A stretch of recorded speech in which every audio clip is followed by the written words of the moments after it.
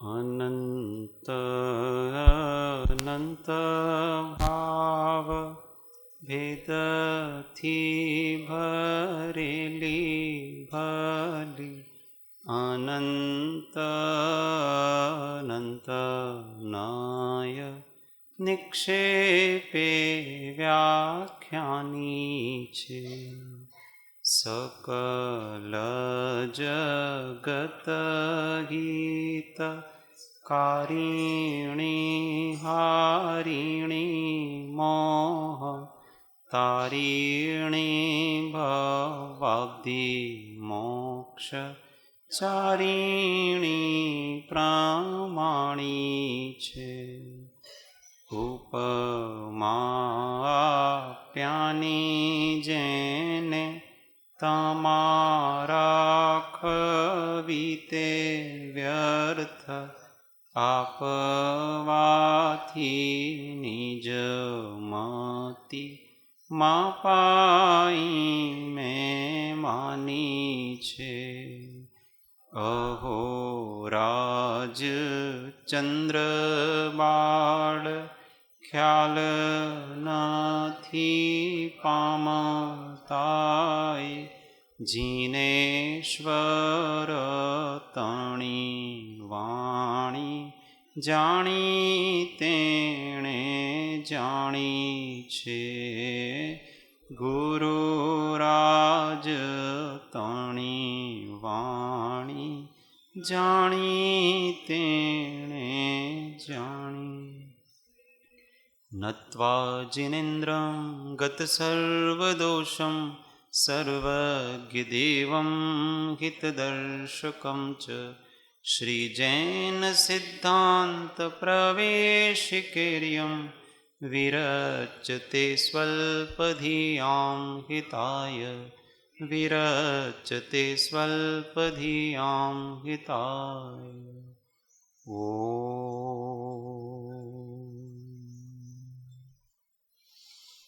जय सद्गुरु जय जय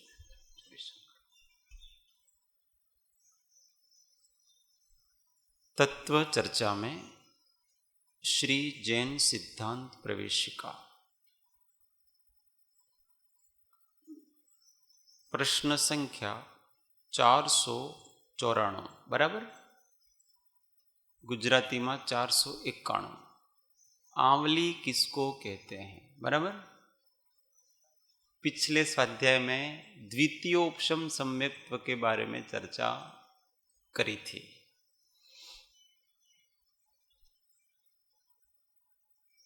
अब बार बार आंवली शब्द आएगा उदयावली बंधावली उच्छिष्टावली ऐसे तो आंवली शब्द का क्या अर्थ है और आंवली है क्या वो बताते हैं तो असंख्यात समय की एक आंवली होती है ये समय की एक इकाई है जैसे सेकंड मिनट मुहूर्त घड़ी घंटा इस प्रकार की जो इकाइयां हैं तो ये समय की एक इकाई है आंवली तो ये एक टाइम पीरियड है असंख्यात समय मिला हो तो एक आंवली जैसा टाइम पीरियड होता है और एक सेकंड में ऐसी संख्यात आंवलियां निकल जाती हैं कितने में एक सेकंड श्वासोश्वास में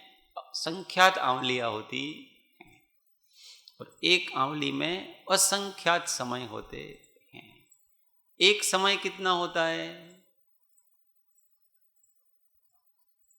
एक समय के डेफिनेशन क्या है हाँ वेरी गुड महेंद्र भाई बताओ आकाश के एक प्रदेश की स्वर से दूसरे प्रदेश में जाने में जितना समय लगता है वो एक समय एक परमाणु मध्यम गति से कौन सी गति से मध्यम गति से मध्यम गति से जब आकाश के एक प्रदेश से जस्ट उसके पास में जो प्रदेश है उसमें जब जाता है तो जितना समय लगता है उसको एक समय कहते हैं। ये समय की सबसे छोटी इकाई है, काल की सबसे छोटी इकाई। जो એને સૌથી નાનો સમય કીધો એટલે મધ્યમ ગતિથી, તો જો દ્રુત ગતિથી જાય તો એનાથી ઓછો સમય લાગે, તો આને કેમ મિનિમમ કીધો? हाँ, नहीं, वो गति अलग प्रकार की है, समय अलग प्रकार का नहीं है। वहां वो परमाणु है, वो उसी एक समय में एक आकाश प्रदेश से दूसरे आकाश प्रदेश में भी जाता है, और अगर वो फास्ट चले लोग के तो उसी एक समय में 14 लोग को घूम करके वहां वापस आ जाता है। समय तो एक ही रहा, परंतु उसी एक समय में वो 14 राजू जो लोक है उसको घूम करके अपने स्थान पर वापस आ जाता। ये उस परमाणु की गति है, गति की विशेषता है। हाँ, इसका अर्थ ये है कि आप वास्तविक रूप से देखो ना ऐसे, तो उसमें फिर समय के भी भेद पड़ेंगे कि नहीं पड़ेंगे? समय के भेद पड़ेंगे, परंतु ये मध्यम गति की अपेक्षा से, मापने की अपेक्षा से, अपना व्यवहार चलाने के लिए अपेक्षा से सबसे छोटी इकाई को उन्होंने लिया है। बाकी तो समय का भेद पड़ेगा ही पड़ेगा। इसको प्रवचन सार की, मतलब किसी को विशेष जानना तो प्रवचन सार की टीका में बहुत अच्छा खुलासा है दूसरे अध्याय में, हाँ, जहाँ पर उत्पाद व्यय द्रव्य पर्याय का जहाँ वर्णन है ना वहाँ पर, हाँ, वो पर यहाँ ऐसा है कि सिद्ध भगवान है, मध्य लोक से ऊर्ध्व लोक में जाते हैं। कितने समय में जाते हैं? एक समय में जाते हैं। और मध्य लोक से ऊर्ध्व लोक कितना है? 7 राज्य, ठीक है। वो, और ऐसा नहीं है कि वो उसके बीच में जितने आकाश प्रदेश आते हैं उन सब आकाश प्रदेशों की वो स्पर्शना करता है। सिद्ध का आत्मा करता है कि नहीं करता है? तो वो एक समय में 7 राजू गए,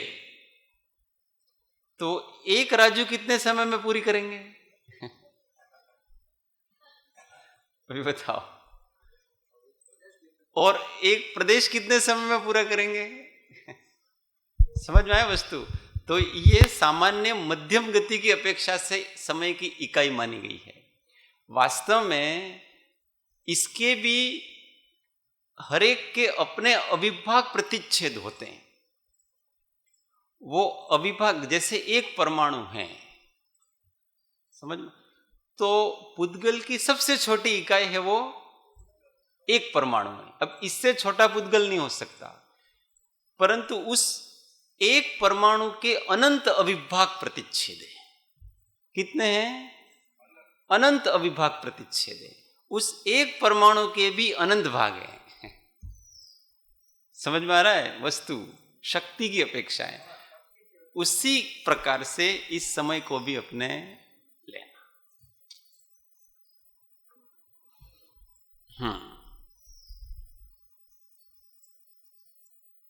कुछ होती है वो व्यवहारिक काम चलाने के लिए गणनाएं होती है। जितनी समय का है ना, वो व्यवहारिक काम चलाने के लिए गणनाएं की गई हैं।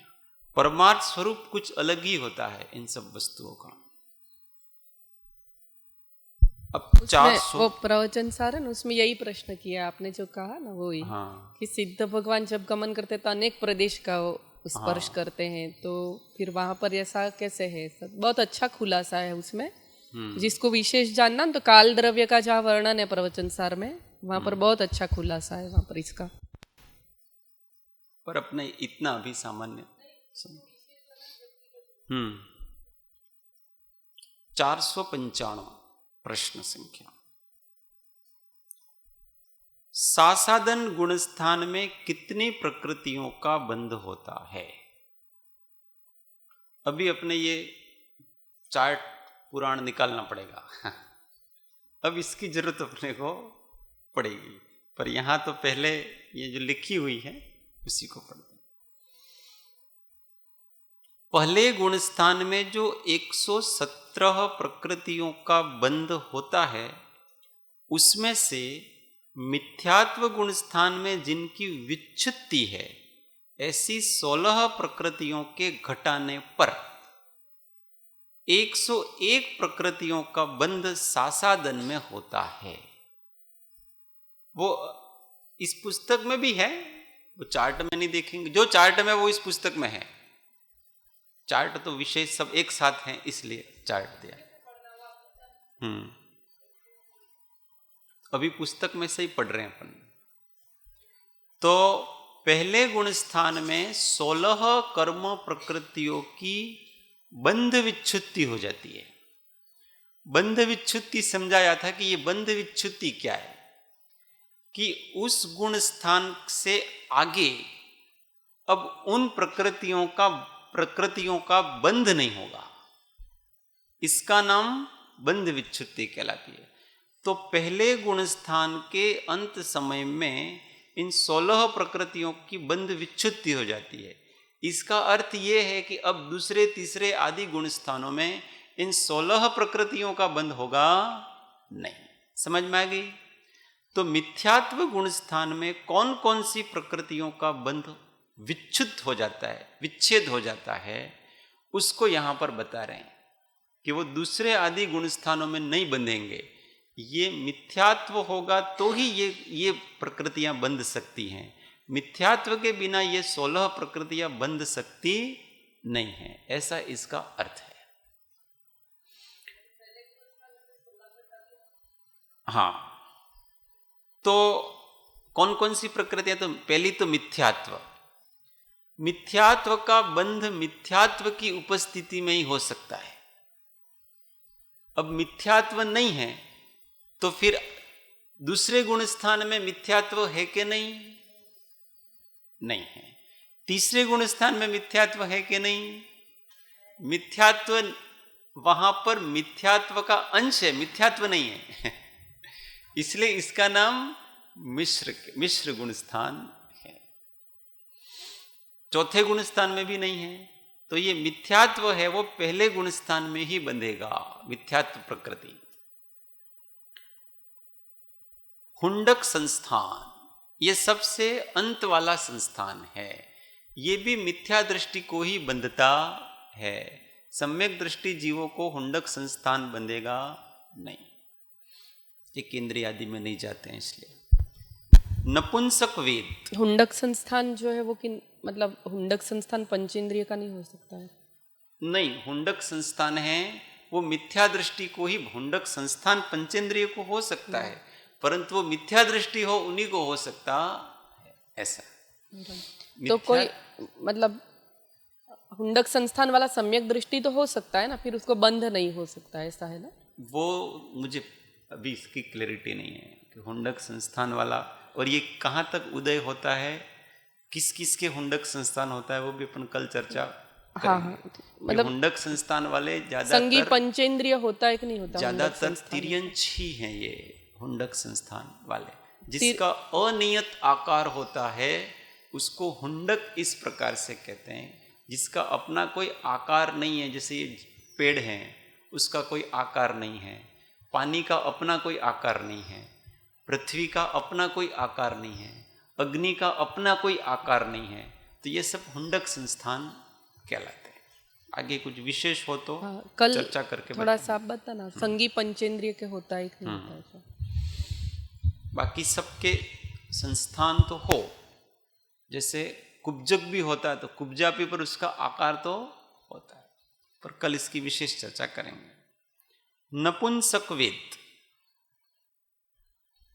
तो नपुंसक वेद है वो मिथ्या दृष्टि के उदय तो हो सकता है, परंतु आगे के गुण स्थान में उसके मिथ्यात्व के बिना इसका बंध नहीं हो सकता। इसलिए पहले गुण स्थान में उसकी विच्छुत्ति हो जाए। दूसरे आदि गुण स्थानों में नपुंसक वेद का बंधन हो सकता नहीं है। मिथ्या दृष्टि के इसके उदय तो हो सकता है, उदय होता है कि नहीं होता है, और सम्यक दृष्टि के भी उदय तो हो सकता है, होता है कि नहीं होता है। सम्यक दृष्टि नपुंसक होते कि नहीं होते बताओ? सम्यक दृष्टियों के नपुंसक वेद का उदय होता है कि नहीं होता है बताओ? नहीं होता। थोड़ा सोच के बताओ। उदय तो हो सकता है। हाँ, जैसे कहाँ होता है? तिर्यंच आदि भी तो कितने सम्यक दृष्टि होते हैं, तो नारकियों नरक में में भी होता है। सम्यक, नारकी में भी सम्यक दृष्टि होते हैं। हाँ, तो नरक गति में सम्यक दृष्टि तो वो है, परंतु फिर भी उनके नपुंसक वेद का उदय तो पाया जाता है। परंतु अब वो बंद नहीं करेंगे। उदय है पर अब बंद करेंगे नहीं, यहां बंद विच्छुत्ति कही गई है। मतलब सम्यक दृष्टि की योग्यता संगी पंचेंद्रिय इतना ही है, इसलिए वेद का उसमें विशेषता नहीं है। हाँ। उसकी योग्यता में संगी पंचेंद्रिय पना चाहिए, वही है। नहीं, नपुंसक वेद का बंधन आप मिथ्यात्व की उपस्थिति में कर सकते हो। समझ में आया? उसका उदय तो पहले सत्ता में था, वो आया है, बंद थोड़ी किया आपने उसका। तो मिथ्यात्व के बिना नपुंसक वेद का बंधन नहीं कर सकते आप, उदय भले हो। फिर नरक गति, ये भी पहले गुणस्थान के आगे इसका बंधन नहीं होगा। मिथ्यात्व गुणस्थान वाला ही नरक गति का आश्रव बंद कर सकता है। फिर है नरक गत्यानुपूर्वी। नरक गत्यानुपूर्वी क्या है? इसमें नरक गति इतना ही है गुजराती में केवल। अच्छा, गुजराती में इतना ही है, एक और जोड़ लेना, नहीं तो 15 ही होगी आपकी। नरक गति के साथ नरक गत्यानुपूर्वी सब मिली हुई दोनों। नरक में जाने के पहले, जो नरक गति में जाने के पहले जो जीव का आकार होता है वो नरक गत्यानुपूर्वी कहलाता है। तो उसका भी इसके बंध अब हो जाएगा, होगा नहीं। नरकायु, मिथ्यात्व गुण स्थान में नरकायु का भी बंध होगा नहीं, इसकी बंध विच्छुत्ति हो जाती है। इसमें नरकायु नहीं है, इसमें एकेंद्रिय जाति, विकलत्रय जाति, ऐसे सब लिखा वो आगे होगा, वो भी अभी सब आएगा आगे, हो सकता है वो आगे पीछे हो। है नहीं, इसमें है ही नहीं। नरक गत्यानुपूर्वी है ही नहीं, वो भी नहीं है, और नरक वो अभी आपने जो बोला वो भी नहीं है। नरकायु भी नहीं, नरक गति तो होगी। देखो, मिथ्यात्व, हुंडक संस्थान, नपुंसक वेद, नरक गति, एकेंद्रिय जाति, विकलत्रय जाति, त्रण स्थावर, आताप, सूक्ष्म, अपर्याप्त और साधारण, इतना है इसमें। अब जो भी नहीं हो तो इसको टैली कर लेना आप लोग, इसमें सही है, हिंदी वाले में सही है। तो नरकायु है वो भी अब पहले गुण स्थान के बाद में उसका दूसरे आदि गुण स्थानों में उसका बंध होता नहीं। असंप्राप्त, क्योंकि कोई मिथ्या दृष्टि होता है ना, वो जो नरक में जाता है तो वो वास्तव में मिथ्यात्व अवस्था में उसने आयुष्य का बंध कर लिया था। अब सम्यक दृष्टि होने के बाद नरकायु का बंध होगा, पहले कर लिया था इसलिए वो वहां पर जाता है। फिर असंप्राप्ता स्त्री पाटी का सहनन, छेवट्ठो। हाँ, ये भी मिथ्यात्व गुण स्थान के आगे इसका बंध होता, ये भी मिथ्यात्व की उपस्थिति में ही इसका बंध होता है, अंतिम सहनन जिसको कहते हैं।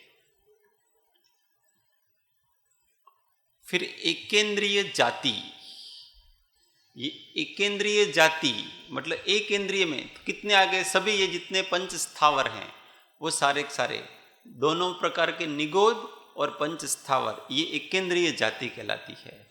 तो वो पहले गुण स्थान के आगे इनका भी बंध होगा, क्योंकि ये भी मिथ्यात्व अवस्था में ही एकेंद्रिय का बंध कर सकते हैं। फिर विकलत्रय 3, विकलत्रय में कौन कौन से आगे? 2 इंद्रिय, 3 इंद्रिय और 4 इंद्रिय जी। तो ये भी मिथ्यात्व अवस्था में ही इनका बंध होता है, मिथ्यात्व गुण स्थान के आगे इनका बंध होगा नहीं। फिर स्थावर, स्थावर का मतलब होता है कि जो 5 प्रकार के स्थावर हैं उनकी बात कर रहे हैं। स्थावर नाम कर्म है एक प्रकार का, जिसमें उनके अंगोपांग वाला शरीर नहीं होता है, अपनी मर्जी से कोई इधर उधर जा नहीं सकता, बहुत सी विशेषता उसमें स्थावरत्व जिसको प्राप्त होता है। तो इस स्थावर नाम कर्म का बंध भी पहले गुण स्थान वाला मिथ्यात्वी जीव ही कर सकता है, आगे के गुण स्थान में इसका बंध होगा नहीं। फिर आतप, ये आतप नाम कर्म कहाँ पाया जाता है, किसके पाया जाता है?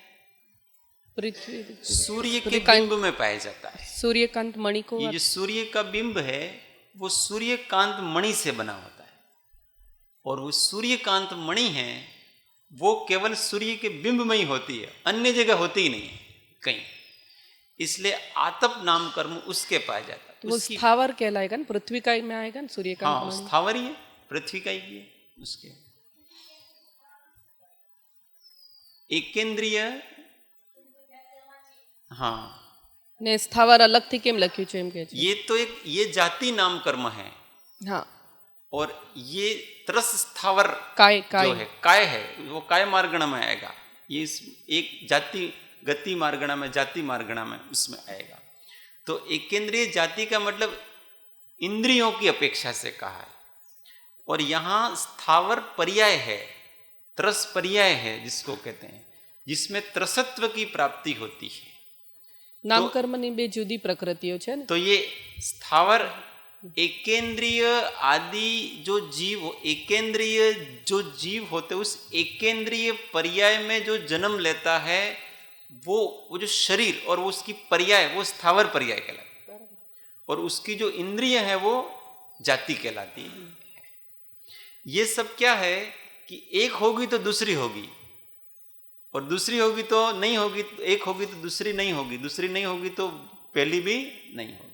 जैसे एकेंद्रीय जाति है तो स्थावरत्व भी होगा, एकेंद्रीय जाति वाले, एक इंद्रिय वाले सभी स्थावर ही होंगे। ऐसे જેમ એક મનુષ્યમાં એનો નામથી અલગ છે, એની જાતિથી અલગ છે, એના ગોત્રથી અલગ છે, એવી રીતે हाँ, એક કોઈ મનુષ્ય હોય તો આ એનું નામ છે અને આ એની જાતિ છે એમ ગણીએ ને, એવી રીતે અહીંયા છે। बराबर। નામ કર્મ। बाकी इसका विवरण बहुत पहले कर लिया कि ये जाति नाम कर्म क्या है और स्थावर नाम कर्म क्या है, इसका विवेचन पहले कर लिया है, और इसमें भी दूसरे अध्याय में यही सब दिया गया है, सारी चीज अंतर कर लेना।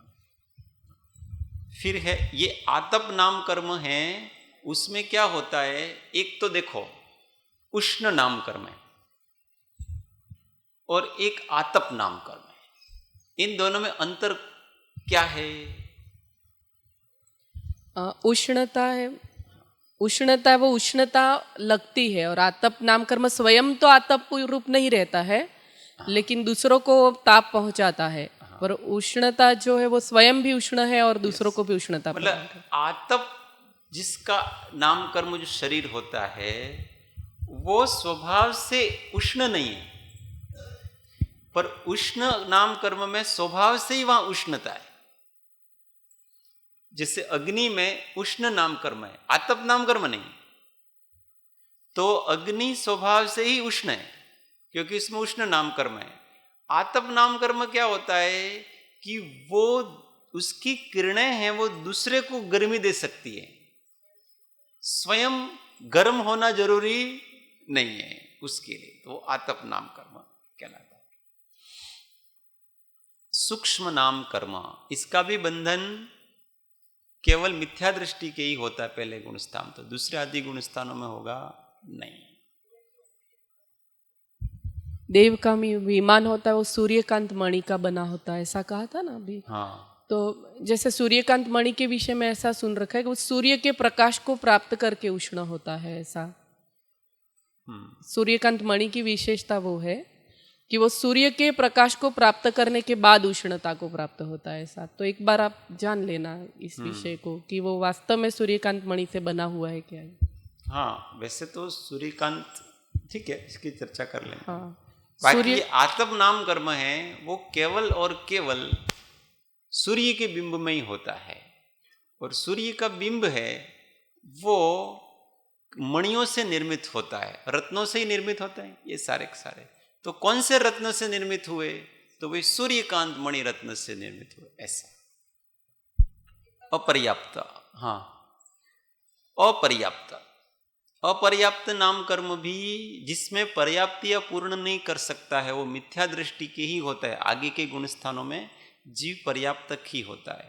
और साधारण, साधारण नाम कर्म किसको कहते हैं कि जिसमें जीव, ये निगोद की पर्याय है, नित्य निगोद और इतर निगोद, इसका बंध करना है तो आपको मिथ्यात्व के बिना इसका बंध कर सकते नहीं। इसलिए मिथ्यात्व गुण स्थान के आगे साधारण मतलब निगोद प्रकृति का बंध होता नहीं है। समझ में आया? अब कोई ऐसा प्रश्न पूछे कि आगम में ऐसा आता, मनुष्य है, आगम में ऐसा आता है कि कोई मुनि अगर तिल तुष मात्र भी परिग्रह को ग्रहण करता है तो निगोद में जाता है। ऐसा आता है, ऐसा आता है। अगर कोई मुनि तिल तुष मात्र भी परिग्रह ग्रहण करता है तो वो मूर्छापूर्वक हो तो निगोद में जाता है। तो निगोद में कैसे जाएगा? हाँ, तो उसको पहले गुण स्थान में आना पड़ेगा। तो वो छठे सातवें में रहा ही नहीं। अगर वो परिग्रहण को आत्मबुद्धि से ग्रहण कर रहा है तो वो छठे गुण स्थान में रहा ही नहीं, वो पहले गुण स्थान में होगा। तो पहले गुण स्थान में है तो वो साधारण प्रकृति का बंध भी कर सकता है, बाकी नहीं कर सकता उसके। और फिर उदय तो कभी भी आए, उसी जन्म में वो निगोद जाए ऐसा भी नहीं है।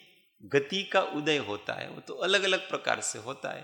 अब उस जन्म में तो वो स्वर्ग आदि में जाए और फिर वहां से निगोद आदि में भी जाए, स्थावर में वगैरह कालांतर में भी जा सकता है, वहीं से भी जा सकता। हाँ, वो शादी होगा। यहां जो बैठे हैं वो सब शादी मिथ्या दृष्टि ही है, ऐसा समझना।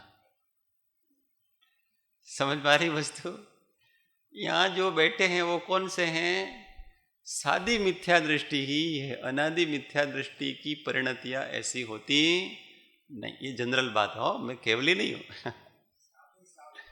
हाँ,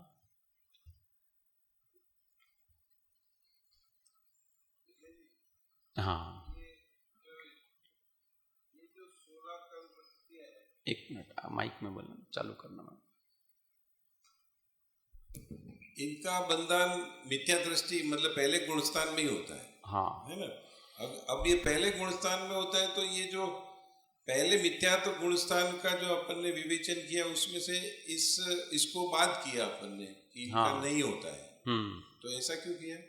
नहीं, ये अपने विच्युति बतानी है। हाँ, विच्युति तो बतानी है। तो पहले गुण स्थान में 117 प्रकृतियों का बंध होता है। तो 117 में से ये बात अपन ने लेस कर दी उसमें हाँ से। तो कितनी रही? 101 प्रकृतियों का बंध दूसरे गुण स्थान में होता है। दूसरे गुणस्थान में होता है ना। तो अब इन 16 का दूसरे गुण स्थान में नहीं होगा। नहीं, पर इन 16 का पहले गुणस्थान में तो होगा ना। वो तो होता है। तो होता है तो 148 कुल प्रकृतियां हैं। नहीं, वो अभी भेद और अभेद विवक्षा से, यहाँ बंध की अपेक्षा से अभेद विवक्षा से केवल 120 प्रकृतियां हैं। हम इसको किस तरह से माने? जैसे कि 148 में से आपने बोला कि 4 1 1 4 मतलब 20 में से 4 गई तो 16 इधर अपन ने माइनस करी। हाँ। तो इसका मतलब क्या पहले गुणस्थान में ये जो क्वेश्चन नंबर 488 ये कहना चाह रहा है क्या कि इसमें इनको माइनस किया है? देखो अभी हमारे क्या पहले स्वाध्याय हो गया है? मैंने ये पूरा स्वाध्याय आपका सुना है। अच्छा, तो उसमें आपको प्रश्न भी किया था। हाँ, उसमें क्या 148 जो प्रकृतियां हैं उसको अभेद विवक्षा से उसको 120 किया। प्रयोजन इसलिए कि गिनने में वास्तव में वो एक ही प्रकार का है, उसका बंध अलग अलग प्रकार से नहीं हो रहा है। जैसे अब तीनों प्रकार का मिथ्यात्व है, ठीक है? मिथ्यात्व मोहनीय, मिश्र मोहनीय और सम्यक्त्व मोहनीय। बंध केवल मिथ्यात्व का होगा, तो इसलिए वो एक ही प्रकृति रही। अब आपके 8 प्रकार के जो स्पर्श हैं उसमें एक ही स्पर्श का बंध होता है, बाकी उसमें डिवाइड हो जाते हैं। बंध एक ही स्पर्श का हुआ आपके, इस अपेक्षा से उसको घटा दिया तो 120 ही अपने पास रही। मैं ये समझ गया हूँ। मैं मेरे कहने का मतलब ये है कि ये जो माइनस पहले गुणस्थान मिथ्यात्व गुणस्थान में जो इसको कम किया ना, इसको कम करने से क्लिष्टता बढ़ी इस भाषा की, क्योंकि कुल मिला के आप सासाधन में तो इसको गिना रहे हो और उसको कम कर रहे हो कि ये सासाधन में नहीं होगा क्योंकि ऊपर हो चुका है मिथ्यात्व वालों को। ये है ना, अपनी गणित को थोड़ा अच्छी तरह से समझाने के लिए भी 148 में बार बार गिनाएंगे तो भी 120 ही लेना प्रकृतियां। बंध के योग्य प्रकृतियां कितनी हैं? तो अभेद विवक्षा से 120 हैं, भेद विवक्षा से कितनी हैं? तो 146। कितनी? 146 शादी मिथ्या। इसमें क्या है कि थोड़ी क्लैरिटी अपने को पहले से कर लेनी पड़ती है। भैया जी, ये एक प्रश्न पूछवाया था जनक दीदी ने, इसलिए पूछ रही है, विषय निकला इसलिए। वो उन्होंने पूछा है कि सादी मिथ्या दृष्टि जो है उसको 146 प्रकृति का, अनादि मिथ्या दृष्टि को 146 प्रकृति का बंध होता है, रहता है ना?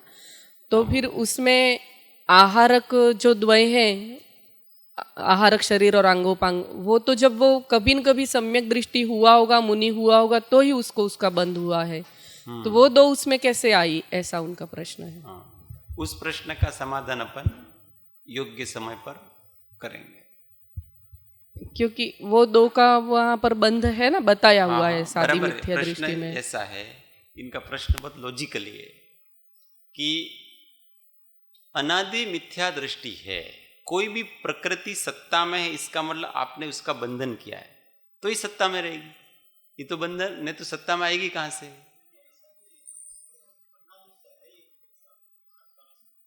नहीं नहीं, 100 अनादि से नहीं हो सकती, इसलिए कि क्योंकि तीर्थंकर किस ऐसा है, आप अनादि मिथ्या दृष्टि को तीर्थंकर प्रकृति का सत्व कैसे कहोगे कि उसके अंदर तीर्थंकर प्रकृति का सत्व कहां से आया? उसके, क्योंकि तीर्थंकर प्रकृति का सत्व है वो चौथे गुण स्थान के बाद से ही वो बांध सकता है, और उस जीव ने आज तक चौथा गुण स्थान है वो पाया ही नहीं है, उसका सत्व आया कहां से? और फिर आहारक द्वय है कि आहारक शरीर और आहारक अंगोपांग, ये तो उसके लिए उसको सबसे पहले छठे सातवें गुण स्थान में आना पड़ेगा। इस प्रकृति के बंधने के जो भाव होते हैं ना, वो सातवां गुण स्थान और आठवां गुण स्थान है। इस प्रकृति को बांधने के भाव, आहारक द्वय को बांधने, और इसका उदय छठे गुण स्थान में आता है। कुछ प्रकृति ऐसी होती है कि बाद के गुण स्थानों में उसका बंधन होता है और नीचे के गुण स्थानों में उदय होता है। तो ये आहारक द्वय ऐसी प्रकृति है कि सातवें और आठवें गुण स्थान में इसका बंध होता है और छठे गुण स्थान में इसका उदय होता है। अब ये सादी मिथ्या दृष्टि जीव कभी छठे सातवें आठवें गुण स्थान में आया ही नहीं है, उसका सत्व वहां कहां से होगा?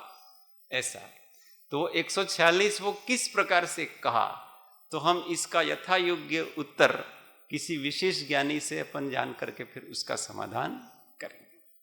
प्रश्न लॉजिकली समझ में आ गया ना? प्रश्न ये उसका मैंने ट्राई किया था पर भी कुछ संपर्क अपने हो, फिर अपन इसमें क्या है कि अंदाज काम नहीं लगता है।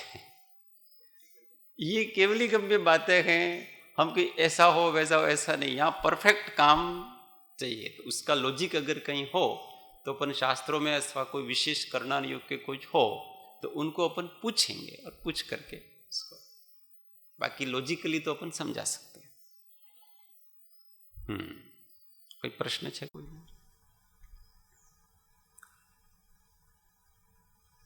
अब अपर्याप्तक हो गया, साधारण हो गया, ठीक। अब 406 इसमें गुजराती में जो सोल बताई वो बराबर होती है। अगर वो क्या यहाँ पर नाम नहीं दिए तो उसका समाधान करना पड़ेगा, बाद में कंफ्यूजन होगा, इसलिए हिंदी में अलग है और गुजराती में अलग है। पर हाँ, इसमें नहीं है, लेकिन 16 अगर आप गिनते हो तो जैसे 3 विकलत रहे और 5 स्थावर, इस प्रकार गिनो तो 16 संख्या बराबर होती है। गुजराती में जो है उस अपेक्षा से 16 संख्या बराबर है। फिर हिंदी में गिनाता हूं, मिथ्यात्व 1, ठीक है, हाँ। है उसमें, है ना? हाँ नहीं है कहते है ना। हाँ। छे हुंडक संस्थान है, छे नपुंसक वेद है, नरक गति है, नरक गत्यानुपूर्वी है, नहीं नरकायु है, नहीं असंप्राप्त अस्त्र पाटिका है, नहीं है। एकेंद्रीय जाति है, हाँ विकलत्रय है, हाँ 3 स्थावर है आतप है है, सूक्ष्म है है, अपर्याप्त है और साधारण है। अगर उन 3 को इसमें हम जोड़ते तो 19 हो जाते। हाँ મને પેલી પુસ્તક આપો ને। जो 3 है ना एक्स्ट्रा जो आपने बताया, नरक गत्यानुपूर्वी, नरकायु और छेवटू असंतृप्ता से प्राटिका, ये 3 अगर इसमें जोड़े तो इसके हिसाब से वो 19 हो जाएंगे, 16 नहीं होंगे तो फिर।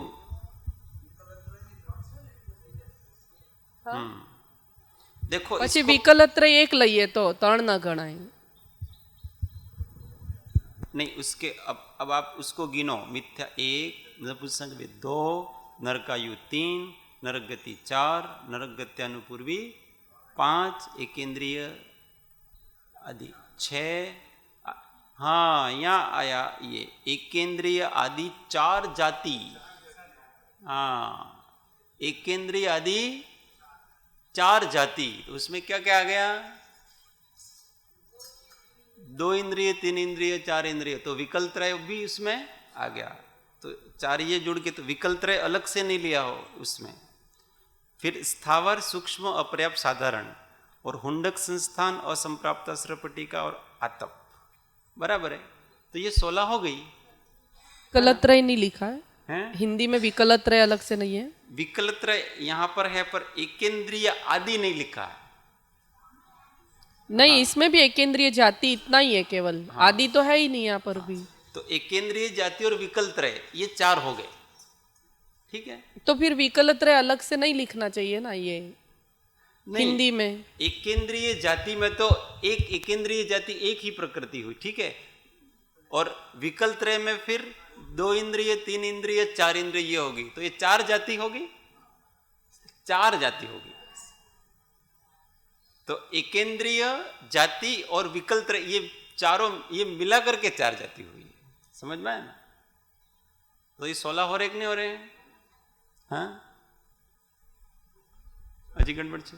उसमें होता है 16, पर अगर आप जो ये गुजराती लिखा है ना, गुजराती लिखा है उसमें अगर आप 3 विकलत्रय को 3 गिने और स्थावर को 5 गिने, उस प्रकार यहाँ 16 संख्या बराबर है। पर वो 3 जो नरक गत्यानुपूर्वी, नरकायु और असंप्राप्ति प्राटिका मिलाए तो 19 होता है इसमें। जाति है उसको 5 नहीं गिनने का है, वो एक ही है। स्थावर गिना है नहीं, स्थावर गिनना ही नहीं, 5 स्थावर नहीं गिनना है, एकेंद्रीय जाति नाम कर्म है वहां। हाँ एक इंद्रिय वाले हैं, पृथ्वी का एक, जल का एक, ऐसे नहीं लेने का है अपने को। हाँ हाँ असंप्राप्त अस्त्रपाटिका એટલે ગુજરાતી છે ને એની એક જુદી અપેક્ષા છે ને હિન્દી છે એની અપેક્ષા છે, હું તો એ સમજવા માંગુ છું। ગલત બંનેમાં કોઈ જગ્યા નથી, બંનેના શાસ્ત્રોના આધાર જુદા જુદા હશે એવું લાગે છે। એટલે આપણે કોઈક બીજા શાસ્ત્રમાં, મોટા શાસ્ત્રમાં જોઈને પછી આમાં વિશેષ સુધાર કાલે કેમ કરી શકાય? नहीं ये इसमें जो लिखा है ना मेरे चार्ट में, वो चार्ट है एकदम परफेक्ट है। हाँ एकदम परफेक्ट है, और वो जो हिंदी में है उसी के हिसाब से ये चार्ट में है, उसको वो उसके हिसाब से लिखा है सारा, गोमट सर आदि के हिसाब से। चलो तो वो ले लेना। ये गुजराती एक तो क्या है कि बहुत सा इधर उधर फेर फार ने, वो भी क्या मूल में जो ये हिंदी का होता है, हिंदी का है वो मूल है, तो अपने को स्टैंडर्ड वाला हिंदी वाला रखने का है, और ये चार्ट को स्टैंडर्ड रखना। ये चार्ट में 16 है ना, तो बस उसी के आधार पर अपन पढ़ेंगे उसको। चलो समय पूरा हो गया, तो ये बंध विच्छुत्ति क्या है वो एक बार समझ लेंगे, तो फिर कल से दूसरा विषय चालू करेंगे। 496 बंध विच्छुत्ति। विच्छुत्ति किसको कहते हैं? बस केवल विच्छुत्ति। तो जिस गुण स्थान में कर्म प्रकृतियों के बंध, उदय अथवा सत्व को विच्छुत्ति कही हो, कि विच्छुत्ति कही हो, उस गुण स्थान तक ही उन प्रकृतियों का बंध, उदय तथा अथवा सत्व पाया जाता है। आगे की घड़ी किसी गुण स्थान में उन प्रकृतियों का बंध उदय और सत्व नहीं होता, इसी को विच्छुत्ति कहते हैं। बराबर वो पहले बता दिया था। विच्छुत्ति 3 प्रकार की होती है, बंध विच्छुत्ति, उदय विच्छुत्ति और सत्व विच्छुत्ति। तो पहले गुण स्थान में बंध विच्छुत्ति तो इन 16 प्रकार प्रकृतियों की होगी। अब उदय विच्छुत्ति किन किन की होगी वो आगे आएगा, वो इतनी की नहीं होगी। और सत्व विच्छुत्ति किसकी होगी वो भी अब आगे आएगा। ये तीनों अलग अलग संख्याएं होगी।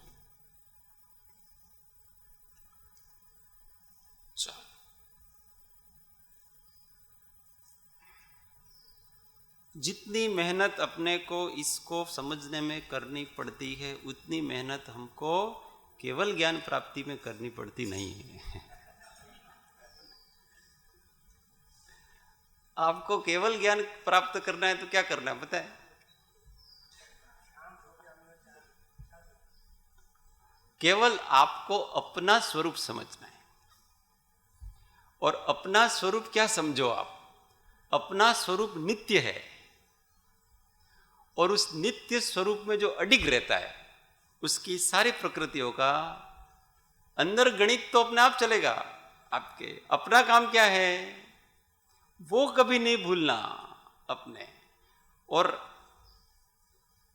अभ्यास में कभी संक्लेश परिणाम नहीं करना, शांति से अभ्यास करना, अभ्यास छोड़ना भी नहीं जरा भी, पर स्वरूप को दृष्टि में रख करके अभ्यास हमेशा, नहीं तो प्रमादी हो जाएंगे।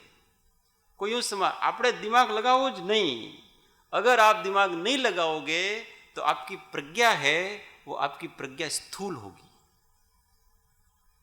आप सूक्ष्म तत्व विचार भी नहीं कर सकते उससे। इसलिए सूक्ष्म तत्व विचार करने के लिए आपको इस प्रकार से गणितीय वस्तु का भी सब प्रकार से चिंतन करना चाहिए। इसलिए करणान योग से अपनी प्रज्ञा बहुत सूक्ष्म होती है, जागृति बढ़ती है, कर्मों की निर्जरा आदि भी होती। इसलिए हम दिमाग लगा रहे हैं तो हमारे कर्मों का बंद हो रहा है ऐसा नहीं समझना। दिमाग लगाने से कर्म बंद नहीं होता है, संक्लेश परिणामों से कर्म बंद होता है। अगर दिमाग लगाने से कर्म बंद होगा तो हम अपना उपयोग आत्मा में लगाएंगे, वहां भी कर्म बंद होगा क्योंकि हम उपयोग आत्मा में लगा रहे हैं। और यहां पर हम जब किसी वस्तु को जानने में अपना उपयोग लगाते हैं, इसका अर्थ यही है कि हम आत्मा में उपयोग लगा रहे हैं। इस वस्तु को बहुत अच्छी तरह से समझना। हम किसी भी वस्तु के स्वरूप को जानने में जब हमारा उपयोग लगाते हैं, इसका अर्थ यह है कि हम आत्मा में उपयोग लगा रहे हैं।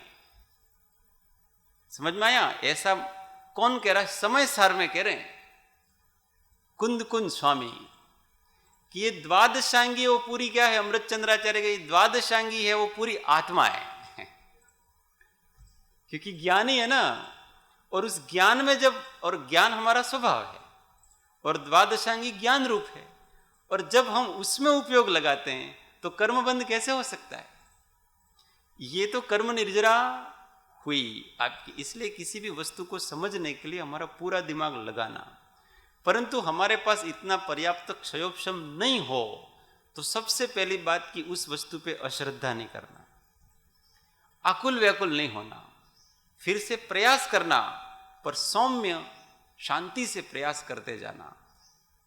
जितना प्रयास करेंगे उतना उपयोग उसमें डूबेगा। इसलिए मोक्ष मार्ग ऐसा नहीं, एकांत से ऐसा नहीं समझना कि मोक्ष मार्ग में बुद्धि की जरूरत नहीं है। मोक्ष मार्ग में बुद्धि की जरूरत है, पर वो कौन सी बुद्धि की जरूरत है? जो बुद्धि प्रयोजनभूत तत्व आदि हैं, आगम आदि हैं, वो जाने, उस बुद्धि की। संसार की वस्तुओं को जानने वाली बुद्धि की हमारे यहाँ जरूरत, परंतु आगम को जाने, तत्व को जाने, वो बुद्धि तो हमारे पास होनी ही चाहिए। कृपालु देव ने एक जगह व्याख्यान सार में लिखा है कि जीव को धीमे धीमे जब आता है और स्वसत्ता का भास कब होता है, यथार्थ में सम्यक दर्शन कब होता है, तो उसको तत्व को जानने योग्य उसके क्षयोपशम का उघाड़ होता है। और जब उसके तत्व के जानने के योग्य क्षयोपशम का उघाड़ होता है और उस क्षयोपशम से वो जो मतिश्रुत ज्ञान अंतराभिमुख होते हैं, तब उसको आत्मदर्शन आदि होते हैं। तो उन्होंने उस क्षयोपशम को अनिवार्य बताया।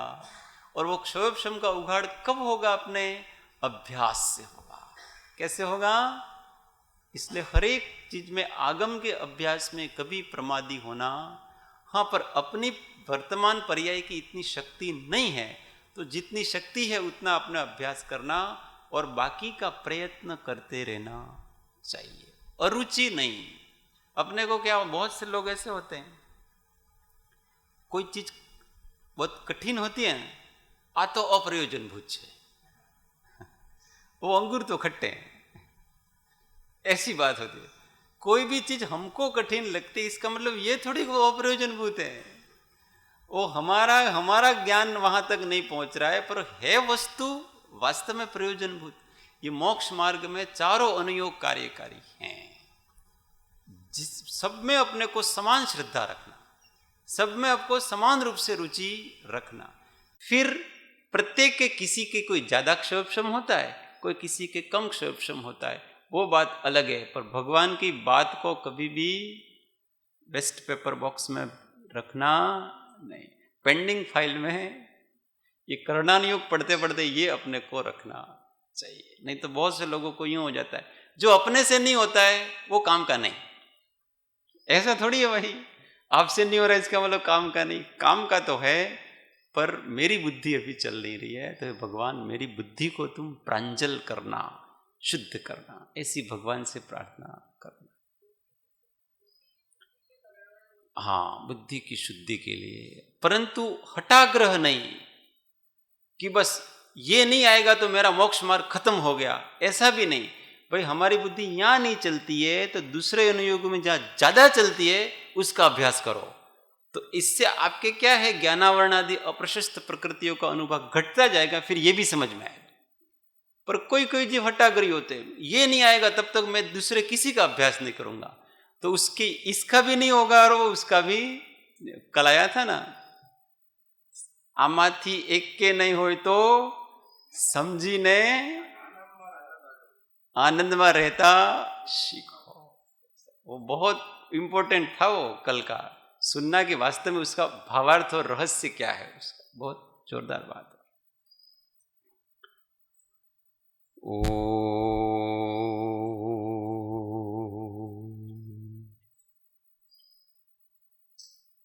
जावाणी के ज्ञान से सूझे लो कालो, सोवाणी मस्तक नमो सदा दे तू।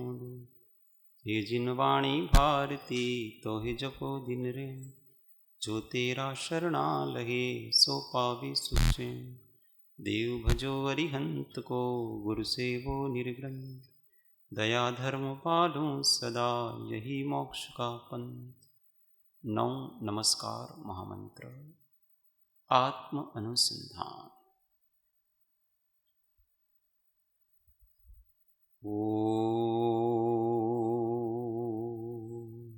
शांति शांति शांति। जय सद्गुरु।